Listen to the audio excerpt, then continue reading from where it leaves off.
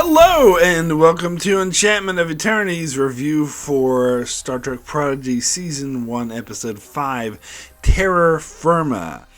This video is a part of a series of videos where I review episodes of Star Trek Prodigy, so I'll have to start with a spoiler warning for Prodigy up to Season 1 Episode 5. If you haven't seen up to this point, you will not want to watch this video, otherwise some things will be spoiled for you.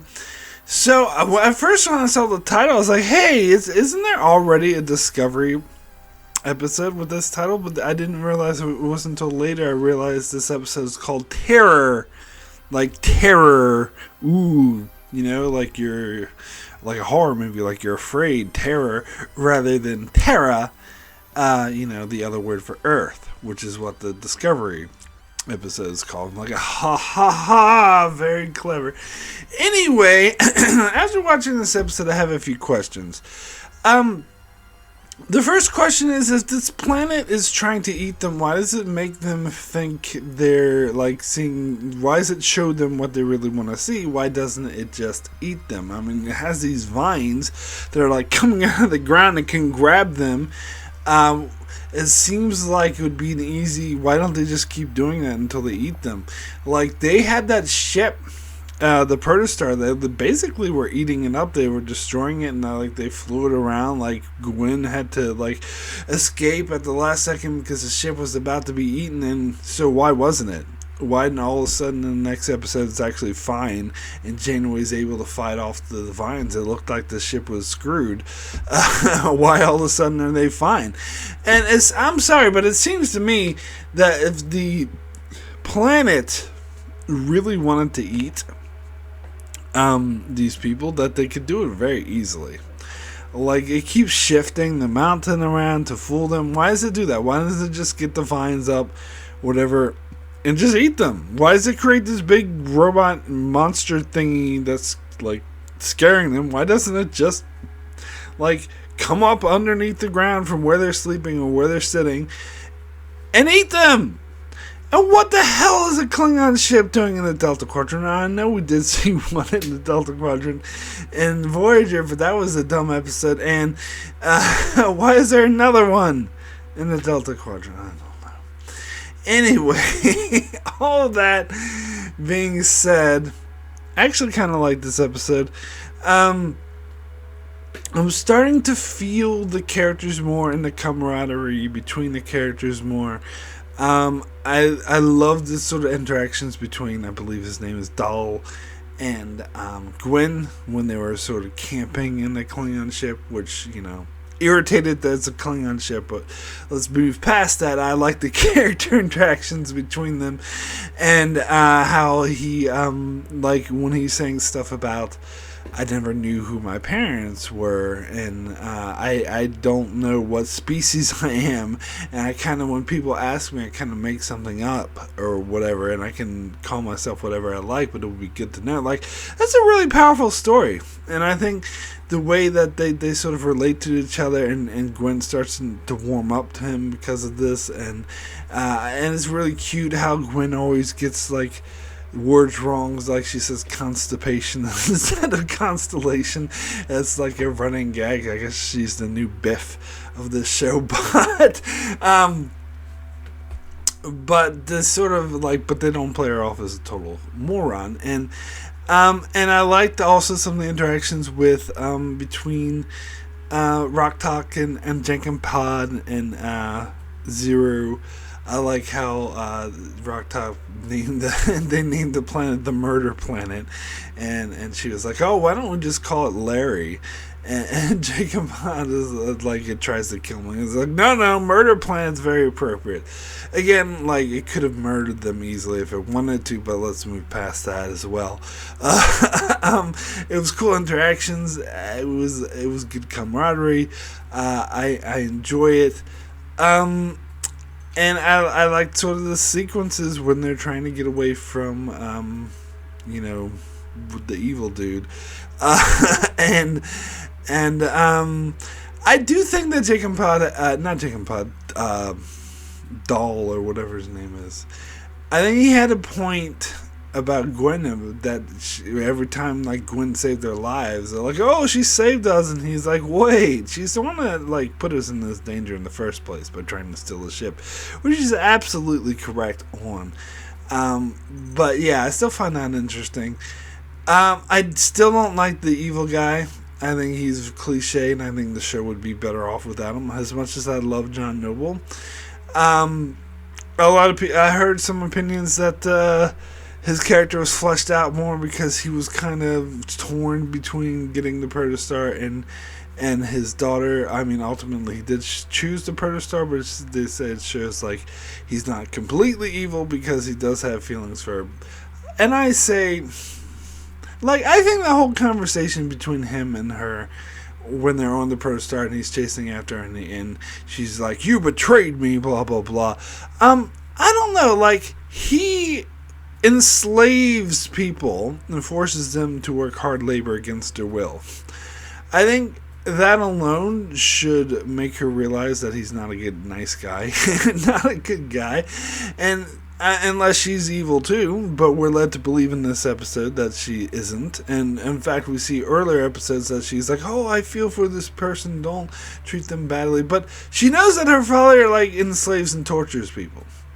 So either she's really stupid, which doesn't seem as the case, or that she didn't care until now. So, but it doesn't matter that he enslaves, captures, tortures people. The fact that he was going to let her die, well, that was the final straw. I don't know. Doesn't endear me to her, to be honest. And I kind of don't. I don't know. I didn't really buy it as the motivation for her to abandon her father. And I don't know. I guess I totally don't buy her character that she would be with him in the first place. But whatever. I think they made him too evil and too like cliche evil for me to sort of buy any of this. I always love seeing hologram Janeway, though. It was really cool. How she was like trying to fight off the ship and try to get. I do think I will grant one thing about this episode. I do like the fake out, and it totally fooled me that you saw evil dude walking towards the protostar, and then Janeway looks out and there's this figure and his son's blinding her. She can't see who it is, and I was totally convinced it would be evil dude, but then it was a fake out because the evil dude was actually walking towards an illusion of the protostar, and Dahl and our crew was actually the ones going to that Janeway saw. That was a cool fake out. I will give credit for that. But the protostar actually has a protostar for its engines. I'm sure that is completely scientifically accurate. I mean, to be fair, Star Trek has never been one to care much about scientific accuracy, but that's stretching it. I think that is kind of like, oh, really? But it does explain how the protostar got there, because apparently it has super warp engines, which allow them to go super fast. And so now I'm thinking that maybe the show could take place anywhere in the galaxy, that they could go to any quadrant now. Let's see some Jim Hadar, god damn it. Anyway, that they could go to any quadrant because they're able to go like super fast, which is, and I guess again this technology has probably got lost in the burn or whatever, and that's why it's not in Discovery season 3 or 4, but let's not try to connect this stuff. But anyway, or unless this ship is from the future like some people theorize, because this does seem like super advanced technology to have. Just, I believe they said the show was taking place 5 years off of after Voyager, so maybe the ship is from the future. Don't know. Anywho, but it would be interesting. So here's the thing. I see a lot of potential in this show. And I really want to like the show, because there's a lot of potential. I like the characters. I like the camaraderie. I don't mind the childish of it and the silly jokes. They actually work for me sometimes. And the doll was a very annoying character, especially in episode 2 and 3 maybe. Well, no, it wasn't 2 because the first 2-parter. It was episode 2, 3, and 4, mainly 3. But he was, very arrogant and annoying. But I think this episode which shows that the arrogance is like hiding pain. I think that was great character development for him, and if they sort of have him move away from being such an arrogant prick, it's going to be a better show. So I see a lot of potential in this show, but I can see that it's stagnating and them not doing it correctly as well. So I hope that it lives up to its potential. I think they need to ditch the evil guy. I think they need to lean into the character stories, and I think we need to see some freaking Delta Quadrant species from Voyager. God damn it! Kazon cameo in the first episode does not hack it. It's funny because the planet that we're at was called what?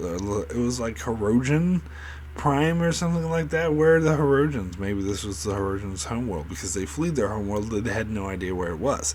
So maybe, but then why is it still? I don't know. Anyway, god damn it! I want to see more Delta Quadrant species. So yeah, it was a pretty exciting ending too. How they did the super warp drive and flew away from evil guy. And sky's the limit. I hope they do more original storylines and that a planet tries to eat them and shows them illusions. Like, as I said last week, we've seen that in Trek way too many times.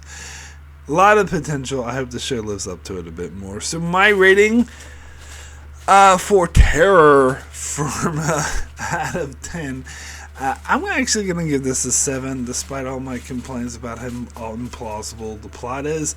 I love the character stuff. I think the humor worked for me. And so it was interesting enough for me to like it. And the suspense worked for me too. Even though at times I didn't quite... But the planet could just eat them! But, sorry, the suspense still worked for me.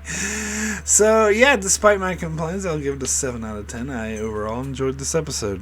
But, of course, it did have a lot of flaws, and there was nothing special. So, that's it for my review of Terror Firma. I shall be back, I guess, in 2 months... to cover the rest of Prodigy, because this is apparently was the quarterfinal finale, I guess.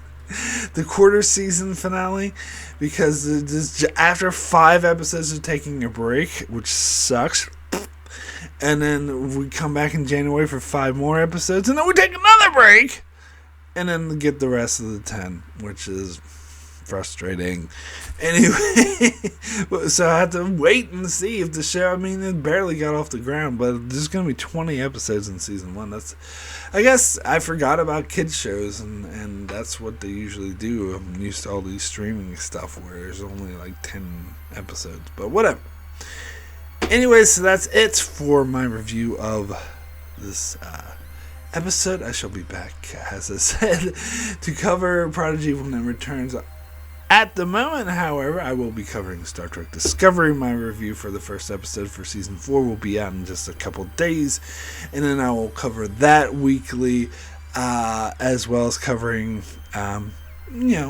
all the other sorts of Star Trek stuff, as well as other shows like The Expanse, Star Wars, The Clone Wars, and more. So be sure to subscribe so you can keep up with all of that.